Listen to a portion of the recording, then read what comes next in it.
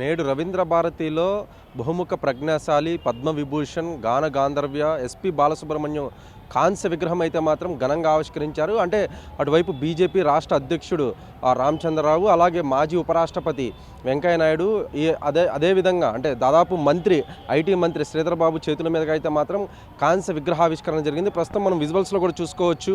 Ravindra భారతిలోకి enter అవ్వగానే కూడా left సైడ్లో అటువైపు పండితారాధ్యుల బాలసుబ్రహ్మణ్యం గారి కాంస్య విగ్రహం అయితే మాత్రం ఎంతో ప్రతిష్టాత్మకంగా కూడా ఇక్కడ ఆవిష్కరించారు. అంటే మొదటి నుంచి కూడా ఈ కార్యక్రమం సీఎం రేవంత్ రెడ్డి చేతుల మీదుగా జరగనుందని చెప్పినప్పటికీ కూడా అటువైపు సీఎం కొన్ని అనివార్య కారణాల వల్ల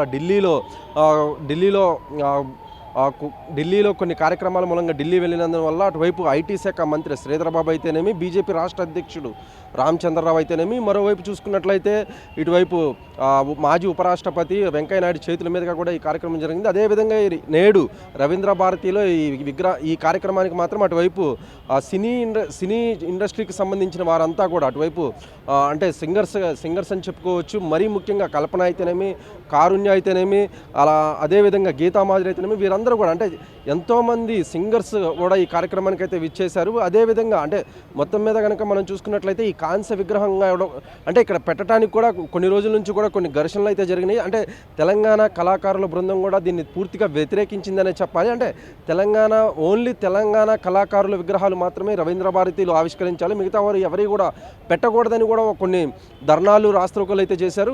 వీటన్నిటిని కూడా లెక్క చేయకుండా అంటే మొత్తం మీద కనుక మనం చూసుకున్నట్లయితే వీటన్నిటిని కూడా లెక్క చేయకుండా కూడా అటువైపు అంటే ఎస్పీ శైలజ వాళ్ళ హస్బెండ్, అలాగే ఎస్పీ బాలసుబ్రహ్మణ్యం బావమరిది అయినటువంటి శుభలేఖ సుధాకర్ ఆధ్వర్యంలో ఈ కార్యక్రమం అయితే జరిగింది. అంటే మొత్తం మీద కనుక మనం చూసుకున్నట్లయితే రవీంద్ర భారతిలో అటువైపు బహుముఖ ప్రజ్ఞాశాలి పద్మవిభూషణ్ గాన గాంధర్వ్య ఎస్పి బాలసుబ్రహ్మణ్య కాంస్య విగ్రహం అయితే మాత్రం నేడు ఎంతో ఘనంగా ఆవిష్కరించడం జరిగింది.